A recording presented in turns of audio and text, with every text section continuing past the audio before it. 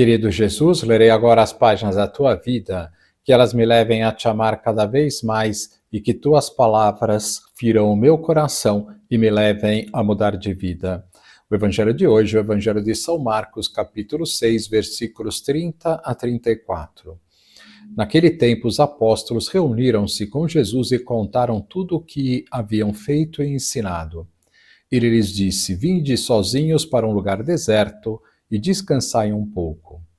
Havia de fato tanta gente chegando e saindo que não tinham tempo nem para comer. Então foram sozinhos de barco para um lugar deserto e afastado. Muitos os viram partir e reconheceram que eram eles. Saindo de todas as cidades, correram a pé e chegaram lá antes deles. Ao desembarcar, Jesus viu uma numerosa multidão e teve compaixão, porque eram como ovelhas sem pastor.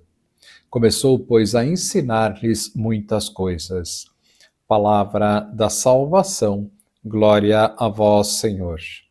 Vamos olhar para Jesus. Os apóstolos regressaram da missão que lhes foi confiada pelo Senhor. Depois de algumas semanas pregando e curando doentes, podemos imaginar com que entusiasmo eles contariam ao Mestre os frutos abundantes do seu trabalho. Numa outra ocasião, São Lucas diz-nos que os discípulos enviados por Jesus voltaram cheios de alegria. É uma experiência na vida dos cristãos de todos os tempos, contemplar as maravilhas, às vezes escondidas, que Deus realiza através destes pobres instrumentos que somos nós. Jesus teria ficado feliz por ouvir os apóstolos contar as suas aventuras pelas cidades e aldeias da Palestina, e vendo-os cansados, sugeriu que fossem descansar um pouco.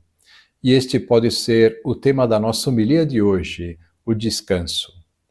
Deus é um Pai que conhece perfeitamente os seus filhos, ao mesmo tempo que nos convida a colaborar com Ele no aperfeiçoamento da criação mediante o trabalho, manda-nos descansar para reconhecermos que o trabalho não é um fim último da nossa vida e para não esquecermos os nossos limites, nem a condição frágil e quebradiça da nossa natureza.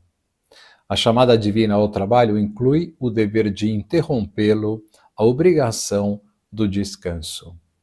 Sobreestimar as próprias forças poderia dar lugar a danos à saúde física e psíquica, que Deus não quer e que seria um obstáculo para o serviço aos outros. São João Paulo II escreve: o repouso é coisa sagrada, constituindo a condição necessária para o homem se subtrair ao ciclo, por vezes excessivamente absorvente, dos afazeres terrenos e retomar consciência de que tudo é obra de Deus. São José Maria incentivava a trabalhar com intensidade, combatendo a preguiça e a desordem, mas acrescentava: como é que trabalhará o burro se não lhe dão de comer, nem dispõe de algum tempo para restaurar as forças? Parece-me, por isso, oportuno lembrar-nos da conveniência do descanso.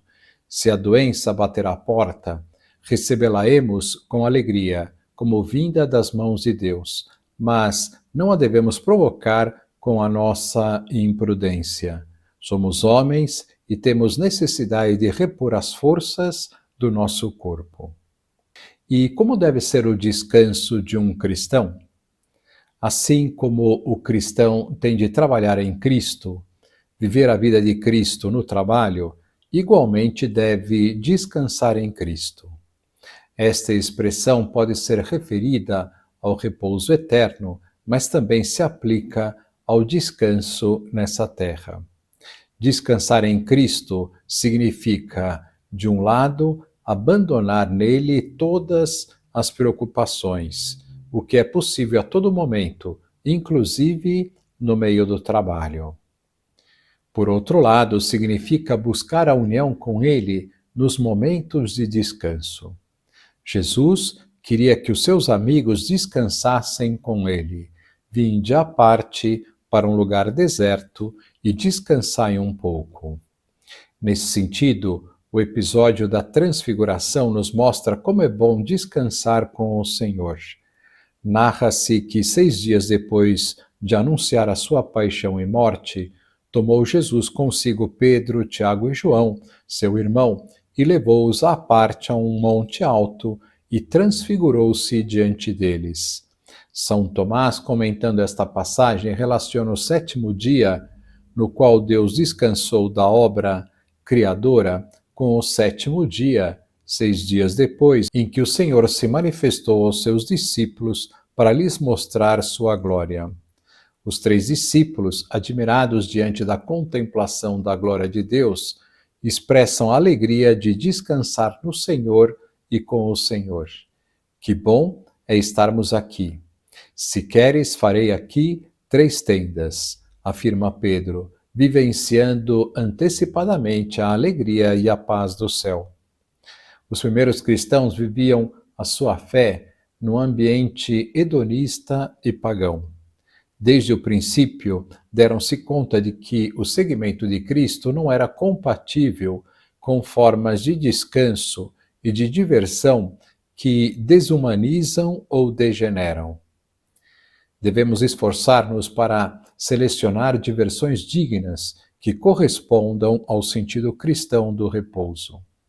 Antes de tudo, no próprio lar, é necessário aprender a descansar em família, superando a comodidade e a tendência a pensar somente em si mesmo, e ocupar-se ativamente do descanso dos outros.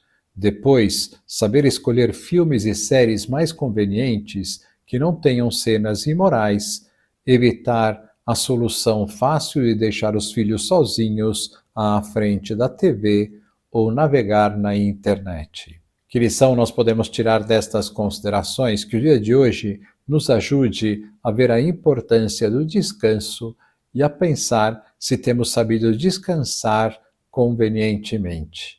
Agora vos dou a bênção para este dia. A bênção de Deus Todo-Poderoso, Pai, Filho e Espírito Santo, esteja sempre convosco e permaneça para sempre. Amém.